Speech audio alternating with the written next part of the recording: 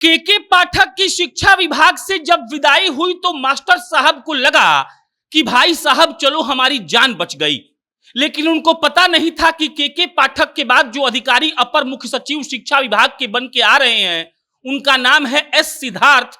और एस सिद्धार्थ इस बात के लिए जाने जाते हैं कि वो बहुत बड़े बड़े प्रॉब्लम का जो सोल्यूशन है वो बहुत आसानी से निकाल देते हैं। केके पाठक जब शिक्षा विभाग के अपर मुख्य सचिव थे तब उन्होंने बिहार के शिक्षा व्यवस्था को बदलने के लिए एड़ी से लेकर चोटी तक का जोर लगा दिया। लेकिन उसके बाद एंट्री होती है एस सिद्धार्थ की, और एस सिद्धार्थ का अपना एक अलग तरीका है।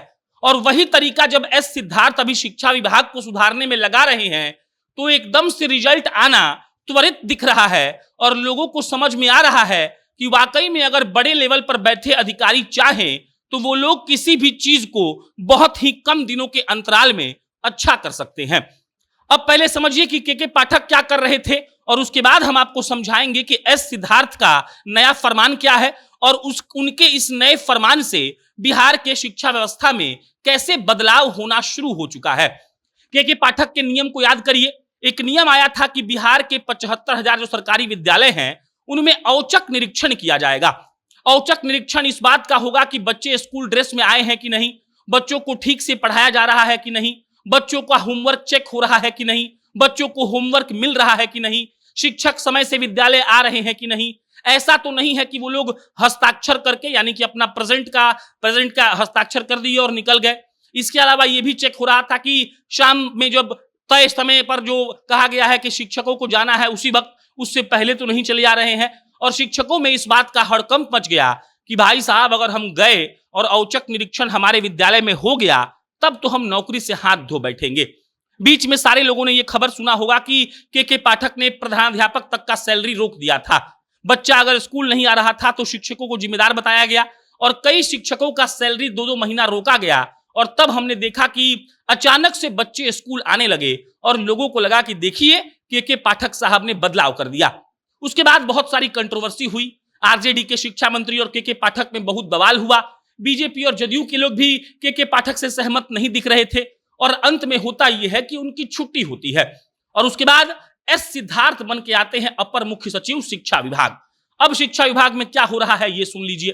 केके पाठक ने जो औचक निरीक्षण किया था और औचक निरीक्षण का जो नया नियम लाया था उसको बदलकर एस सिद्धार्थ ने नया नियम लाया है। एस सिद्धार्थ ने 4 व्हाट्सएप नंबर और 1 टोल फ्री नंबर जारी किया है। एस सिद्धार्थ ने वो 4 व्हाट्सएप नंबर और 1 टोल फ्री नंबर इसीलिए जारी किया है कि कोई भी आदमी अपने एरिया के विद्यालय का कंप्लेन उस व्हाट्सएप नंबर पर कर सकता है। वो बता सकता है कि इस विद्यालय में ये दिक्कत है। टोल फ्री नंबर पर फोन कर ये बताया जा सकता है कि उनके स्कूल में क्या परेशानी है। अगर मास्टर साहब सही समय पर नहीं आ रहे हैं, अगर मास्टर साहब आ रहे हैं तो पढ़ा नहीं रहे हैं, अगर बच्चों को मिड डे मील खिलाकर भेज दिया जा रहा है, बच्चों को होमवर्क नहीं दिया जा रहा है, बच्चों का सिलेबस सही से कंप्लीट नहीं हो रहा है, तो आप उस टोल फ्री नंबर पर फोन करिए और कंप्लेन करिए। या फिर जो 4 व्हाट्सएप नंबर दिए गए हैं उस पर आप सीधा एक तरीके से लिख कर भेज दीजिए। अब इसमें समझिए दिक्कत क्या, अच्छाई क्या है। अच्छाई ये है कि केके पाठक साहब तो मास्टरों से बात कर रहे थे, उनका औचक निरीक्षण करके उनको सुधार रहे थे, लेकिन एस सिद्धार्थ साहब ने सीधा लोगों से जुड़ने का फैसला किया है।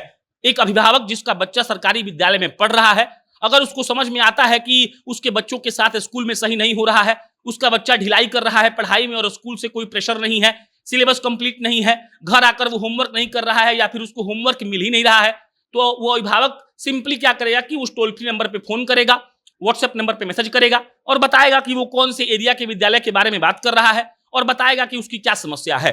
एस सिद्धार्थ के ऑफिस में डायरेक्ट ये मैसेज जाएगा और एस सिद्धार्थ पर्सनली इसको मॉनिटर कर रहे हैं और इस पर त्वरित कार्रवाई हो रही है। आप एक बार सोच कर देखिए, 75,000 स्कूल का औचक निरीक्षण अधिकारी अगर करेंगे तो कितने अधिकारी बिहार सरकार को नए नियुक्त करने पड़ेंगे।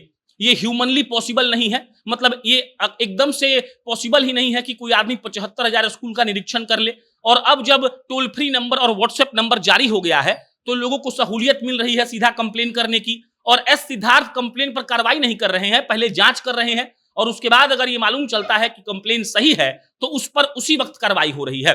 एस सिद्धार्थ कहते हैं कि हमको सिर्फ कंप्लेन नहीं करवाना है, हमको सिर्फ गलतियां नहीं पकड़नी है, हमको सुधार करना है, क्योंकि सुधार होगा तभी बिहार के बच्चों का भविष्य उज्जवल होगा। अच्छी बात यह है कि जब परिवार के लोग, अभिभावक लोग कंप्लेन करेंगे तो वो कंप्लेन करेंगे अपने बच्चों के अच्छाई के लिए, और बच्चों का सब लोग चाहते हैं कि उनका बच्चा बड़ा होकर बड़ा आदमी बने, पढ़े लिखे, किसी अच्छे पद पर जाए, तो वो कंप्लेन भी करेंगे और बहुत सोच समझकर भी करेंगे। और एस सिद्धार्थ का ये पैंतरा खूब काम कर रहा है, और जब से ये शुरू हुआ है तब से लाखों कंप्लेन आ चुके हैं। कभी टीचर के ना आने का कंप्लेन है, कभी प्रिंसिपल साहब का डिस्क्रिमिनेशन करने का कंप्लेन है, कभी होमवर्क ना मिलने का कंप्लेन है, इंफ्रास्ट्रक्चर ना होने का कंप्लेन है, और एस सिद्धार्थ उन सारे कंप्लेन को मॉनिटर करके उस पर कार्रवाई भी कर रहे हैं। बाकी इस कदम के बारे में आप क्या सोचते हैं कमेंट बॉक्स में बताइएगा। मेरा नाम प्रशांत है। बहुत बहुत धन्यवाद।